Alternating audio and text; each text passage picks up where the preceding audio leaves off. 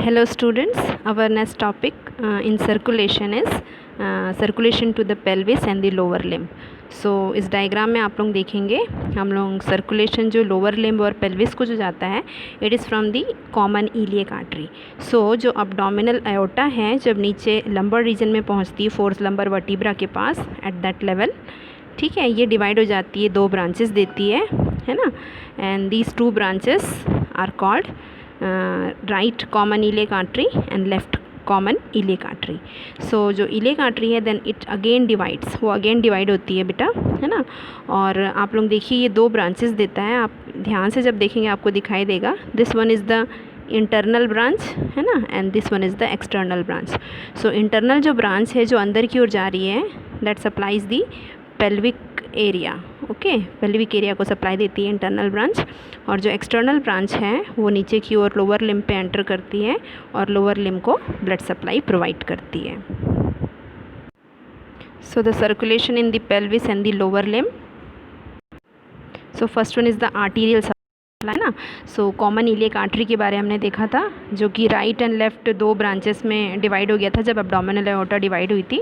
So common iliac artery, the right and the left common iliac arteries are found when the abdominal aorta divides at the level of fourth lumbar vertebra. So fourth lumbar vertebra के पास जो abdominal aorta है वो divide हो जाती है और right and left common iliac arteries का क्या करती है बेटा, ये फॉर्मेशन करती है. Now next, in front of the sacroiliac joint each divides into the internal and the external iliac artery. So sacroiliac जो जॉइंट है ना, वहाँ पर ये आपका दो और ब्रांचेस में डिवाइड होती है and it name again that is internal and the external iliac artery. So मैंने बताया था आप लोगों को डायग्राम में जो एक्सटर्नल इलियक आर्टरी है वो लिम्ब को जाती है और जो इंटरनल इलियक आर्टरी है वो पेल्विस में एंटर करती है ब्लड सप्लाई प्रोवाइड करने के लिए. So the internal iliac artery runs medially to supply the organs with the pelvic cavity. In the female one of the largest branches in the uterine artery which provide the main arteries blood supply to the reproductive organ. Okay, so the internal iliac artery जो है कहाँ पर अंदर जाती है, medially ये अंदर जाती है और पेल्विक कैविटी में एंटर करके पेल्विक ऑर्गन्स को ब्लड सप्लाई प्रोवाइड करती है.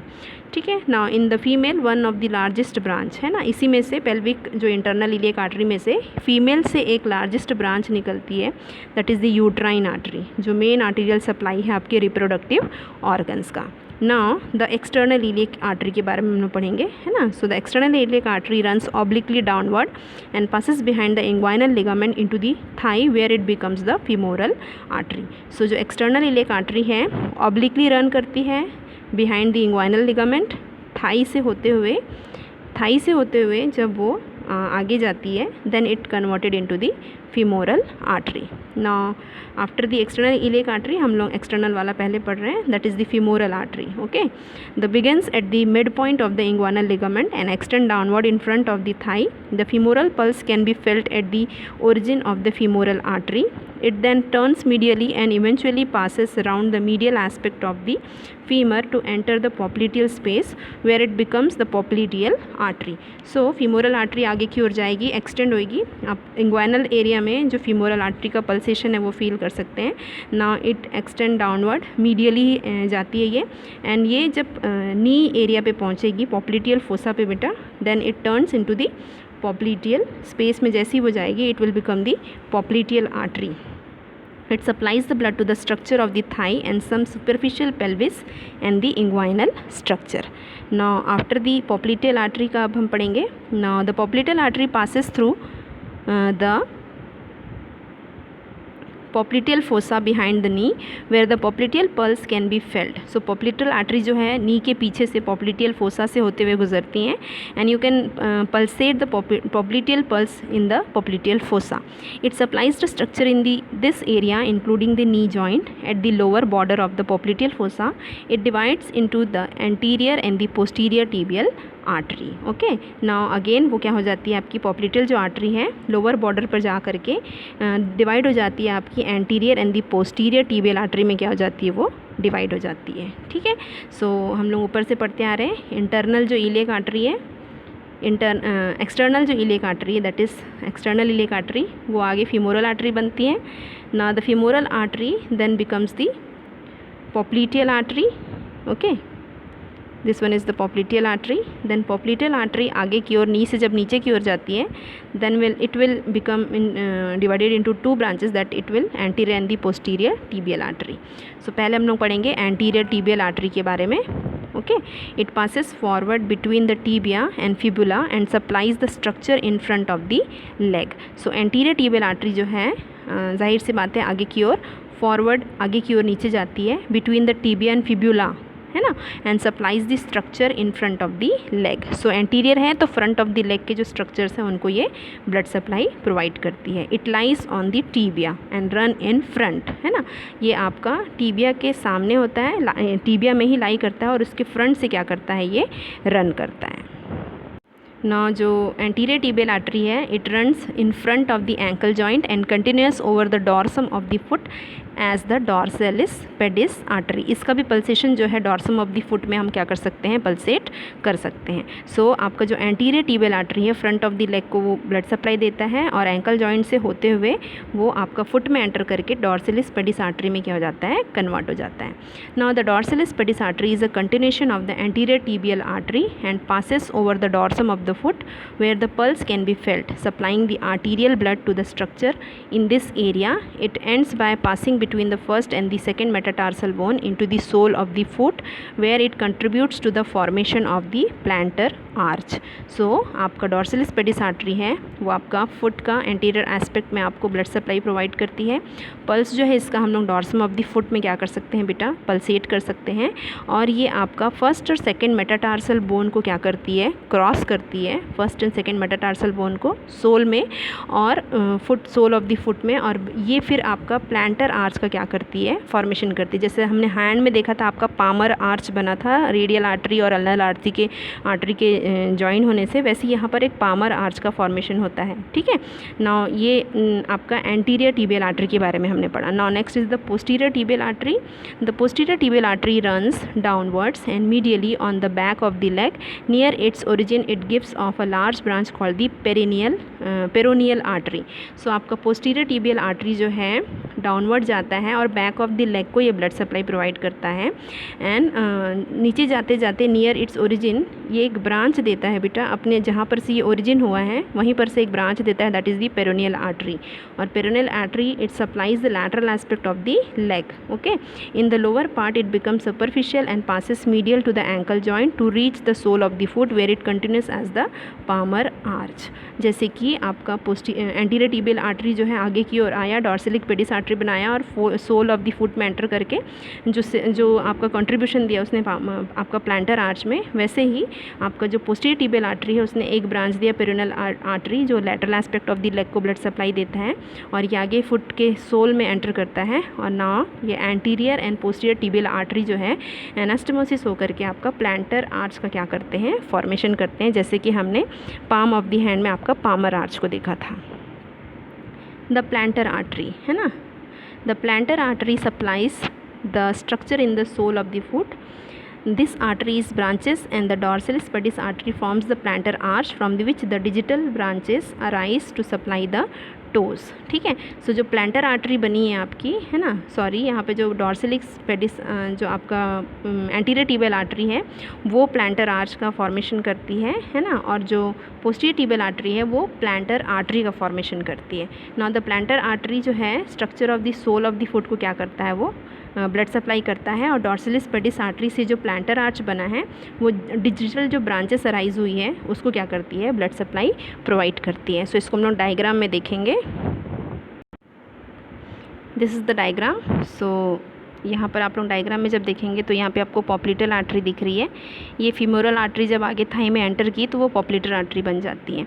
नाउ अगेन जब ये आगे कंटिन्यू होती है ना, सो कंटिन्यू होने के बाद आपका यहाँ पर देखिए आप लोग ये नी जॉइंट से क्रॉस होती है आपका पॉप्लिटल फोसा से पीछे की ओर, एंड ये आपका दो ब्रांचेस देती है बेटा, that is the posterior tibial artery and the anterior tibial artery, ये है। ठीक है ना, आपका जो एंटीरियर टिबियल आर्टरी जो है आगे की ओर बढ़ेगी आपकी, ये एंटर एस्पेक्ट को ब्लड सप्लाई देती है, और जो पोस्टीरियर टिबियल आर्टरी है ये आगे की ओर बढ़ के नीचे की ओर डाउनवर्ड बढ़ के आपके posterior aspect of the leg को ब्लड सप्लाई देती है। अब आपका पोस्टीरियर टिबियल आर्टरी से एक न्यू ब्रांच निकला है, that is the peroneal artery, है ना, ये आगे की ओर जाती है और lateral aspect of the foot को क्या करती है, लेग को ब्लड सप्लाई प्रोवाइड करती है यहाँ तक, नीचे तक देखिए। नाउ नेक्स्ट इस डायग्राम में आपका जो एंटीरियर टिबियल आर्टरी है वो एंटीरियर एस्पेक्ट से होते हुए नीचे की ओर ट्रैवल करती है और डॉर्सम ऑफ द फुट में आने के बाद ये आपका डॉर्सैलिस पेडिस आर्टरी बनाती है। नाउ डॉर्सैलिस पेडिस आर्टरी से ही आपका प्लांटर आर्च का क्या हुआ है, फॉर्मेशन हुआ है और इसमें से ही आपका डिजिटल जो आर्टरीज है वो क्या हुए हैं, अराइज हुए हैं, जो कि डॉर्सम ऑफ द फुट और जो टोस है उसको क्या करता है, वो ब्लड सप्लाई प्रोवाइड करता है। Now next is about the venous drainage. So there are both deep and the superficial veins in the lower limb. Blood entering and the superficial veins passes to the deep vein through the communicating veins. Movement of the blood towards the heart is partly dependent on the contraction of the skeletal muscle. Backward flow is prevented by a large number of valves. Superficial vein receive less support from the supporting tissue than deep veins. So आपका जो Venus supply जो है वापस जो heart की ओर होता है, that is both दो टाइप के आपके डीप एंड सुपरफिशियल वेन्स जो है लोअर लिम्ब में उनके द्वारा होता है। और जो ब्लड है that enters the superficial veins passes to the deep veins through the communicating vein. यहाँ पर एक स्पेशल वेन का नाम दिया, that is the communicating vein.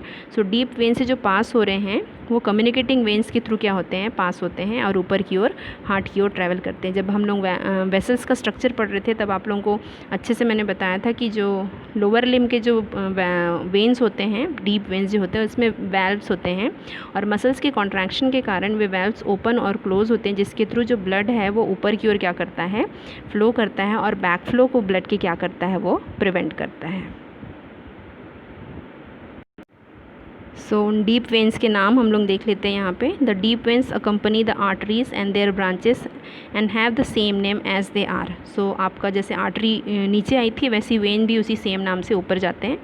So first जो artery that vein is the femoral vein which ascend in the thigh to the level of the inguinal ligament where it becomes the external iliac vein. और external iliac vein जो है inferior vena cava में क्या करेगा, आपका external iliac vein और internal iliac vein जो है वो ज्वाइन हो जाएंगे और वेना केवा में क्या करते हैं, फिर वो ड्रेन करते हैं। Now external iliac when the continuation of the femoral vein where it enters the pelvis lying close to the femoral artery, it passes along the brim of the pelvis and at the level of the sacroiliac joint it is joined by the internal iliac vein to form the common iliac vein.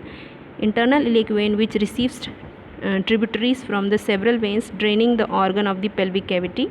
Then two common iliac veins, है ना, वो common जो iliac veins है which begins at the level of the sacroiliac joint, they ascend obliquely and end a little to the right of the body of the fifth lumbar vertebra by uniting to form the inferior vena cava. So आपका femoral when ऊपर की ओर गया, उसके बाद उसने external iliac when बनाया।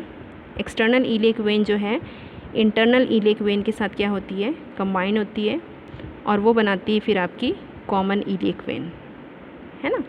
अब ये कॉमन इलियक वेन जो है वो बना किससे है बेटा, आपका एक्सटर्नल इलियक वेन और इंटरनल इलियक वेन जो है उसके यूनियन से बना है। Internal iliac when pelvic organ से आ रहा है और एक्सटर्नल इलियक वेन जो है फीमोरल आर्टरी का कंटिन्यूएशन है जो लोअर लिम्ब से ब्लड लेकर के आ रहा है। और ये जो है eight the level of fifth lumbar vertebra, है ना, फिफ्थ लंबर वर्टिब्रा के पास एक्सटर्नल और इंटरनल दोनों इलियक वेन ज्वाइन होकर के कॉमन इलियक वेन बनाते हैं और ये कॉमन इलियक वेन जो है वापस फिर आपकी इन्फीरियर वेना केवा में फिर ड्रेन करता है। These are the deep branches. Now about the superficial vein. So the two main superficial veins draining blood from the lower limb are the small and the great saphenous vein. So यहाँ पे दो आपके superficial vein के बारे में दिया है जो lower limb से blood को drain करते हैं, जिसमें से first है आपका small एंड दूसरा है आपका ग्रेट saphenous vein. सो superficial में आपका small saphenous vein है और दूसरा जो है that is the great saphenous vein.